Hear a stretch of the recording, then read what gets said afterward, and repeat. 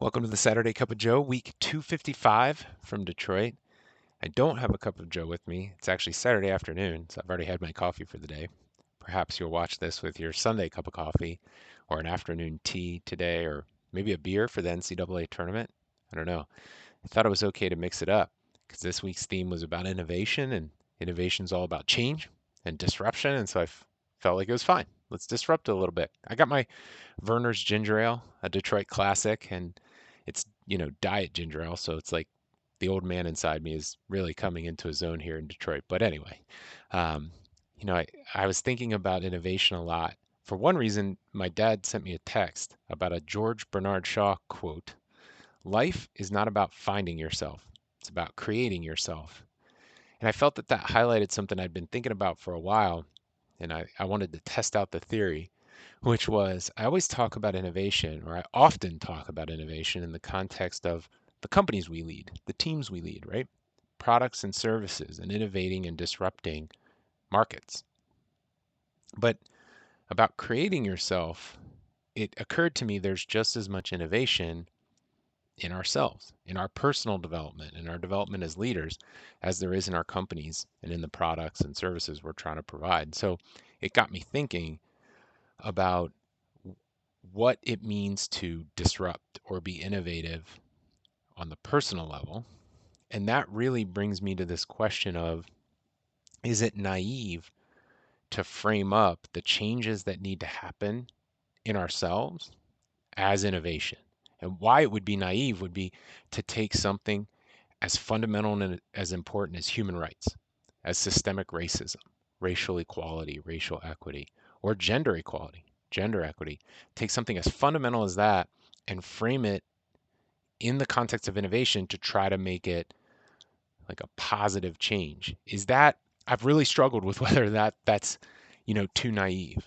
Um, we know that there in our states, in our communities, in white America across the country, there's resistance to change. That resistance is deep, and these institutions, the establishment, are not acknowledging the experiences and stories and changes that need to happen around racism and racial equity and racial equality.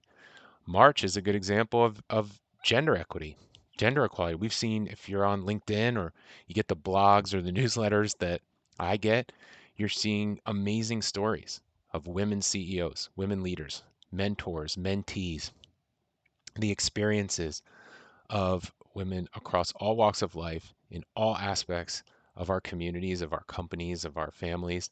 And that, to me, is innovation. But that feels like using a buzzword. It feels so, you know, like not enough to talk about.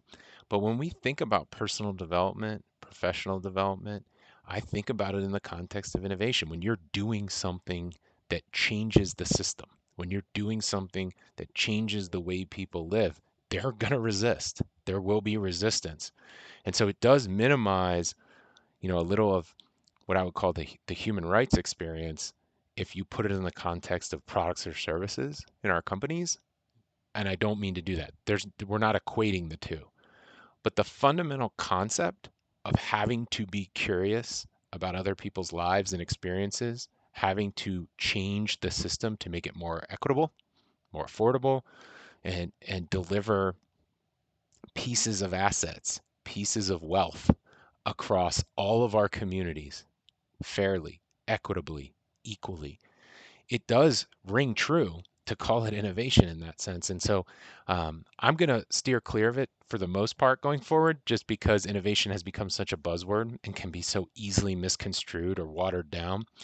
But as far as the mindset of having to push up against change and constantly come up with new ways to do more and to find, one of the things I'm going to talk about today is just thinking through finding ways to get more value and more shares of equity, more shares of value into people's hands. And I do think there's a big racial equity component in things like real estate, housing. How do you get more of that equity into more people's hands? And so when you think about like the home ownership gap or the wealth gap between white America and communities of color, finding ways, innovative new ways to get more value into the hands of more people fairly across all of our communities, I can't help but make the case for innovation there, even though I know that our language is problematic in that sense. So when I talk a little bit today about non-fungible tokens, or I talk about, corporate self-orientation, I'm doing it in the context of trying to make all systems better, all systems more accountable, all industries and products and services more equitable. And yet, it does feel to me that there's a connection between how we think about change and embrace change and just innovation generally. And one of the things I get excited about, I work a lot in sort of direct to consumer, the consumer finance, but also just consumer assets. And when you think about that, that offers a huge opportunity to get more value and more wealth into more people's hands. And that should generate activity that creates all kinds of positive unintended consequences, right? Positive results. And so, one of the things that was introduced to me this week was this idea of corporate or company self orientation, the idea that there's a way you interact with your clients, whether your clients are other companies, other professionals, or consumers. The idea is, what are you asking them to do to access your products or services? In the context of an application, so banks and financial institutions historically have been bad at this because you're applying for something. So it's okay to make you go through all of these steps, go through all of these hoops. But the reality is, from an innovation perspective, Clayton Christensen's a good example of an innovation framework. He said, what are the jobs to be done? And how can the company or the platform do as many of those as possible? So assign as many of those to yourself, take them off your client's plate, and add tremendous value that way. The more you can do, the more valuable you are. And so it doesn't become about what the client has to do or the customer has to do to apply or access whatever you're trying to offer. It becomes about what can you do to do as much for your clients. So that's one way to look at innovation. I think it's interesting just to ask that question. What are the jobs to be done in your industry? What are the jobs to be done in your company? And how can you as a leader or you as a company do as many of them as possible? The other way I was thinking about it was this concept of non-fungible tokens, this idea of innovation as fundamentally changing what we see in the physical world and the digital world and how that can add value in a new way. And so NFTs are buzzword right now, similar to how innovation's a buzzword or fintech's a buzzword. But the non-fungible token concept to me has really two key pieces, and I'll put the links. There's a really good CoinDesk article about real estate that I'll link to. But the idea is really twofold.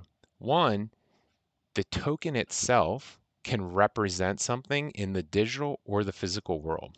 So there's an opportunity to represent value in a whole new way and how you think about what the token is tied to. So I think that tying tokens to digital real estate, we're familiar with digital real estate, right? Like domain names, the URL, how a customer interacts with the name, how easy it is to find you, where you are on the digital real estate of another brand or another site to get those clicks. That all makes sense to us because we're aligned on digital real estate that way. But actually there are some sites and there's some games selling truly digital assets. You can buy a building in the digital world, or you can buy Adidas sneakers for your character in the digital world. Then there's hybrids. You can order pizza, Domino's pizza in a digital world, but an actual pizza will show up in your house, at your house. So there's a couple different ways that the physical world and the digital world are colliding, but it's a new way of talking about value and thinking about value. So that's the first thing that's important. The second thing that's important is it changes how value is distributed. So creators, artists really like non-fungible tokens because once you sell the digital asset, the digital art, you can trace back value to the creator. So that's not always true in the physical world where you create a piece of art, you sell it, you get the initial transaction, but future transactions, the artist may not see anything associated with value or the improved price of future transactions. That's for the collector or the owner. But in the non-fungible token world, the artist, the creator, can make something, sell it, and then future transactions can actually deliver fractional value, pieces of value back.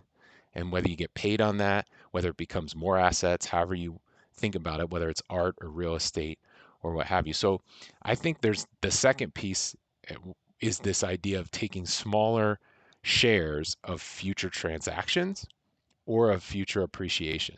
Really important concept, and I think it has a lot of applications potentially in real estate. So whether it's innovation across ourselves and our careers, whether it's innovation across our platforms and our products, I really just wanted to throw out some concepts that would be pushing us forward, pursuing questions about our development, our careers, pursuing questions about equity and equality, and then, of course, always asking questions about our companies that we lead and our teams that we lead. So, hope this does that. Hope it asks some interesting questions. Obviously, I want to know more. So, if you have a story, if you want to share your thoughts on innovation, if you're pursuing innovation in your career, in your personal development, you want some help, I'd love to help you get there together. And if you know of something that you're seeing in disruption to the system. Value becomes more widespread. Value becomes thought of in a new way or distributed in a new way. I'd love to know that too. So reach out.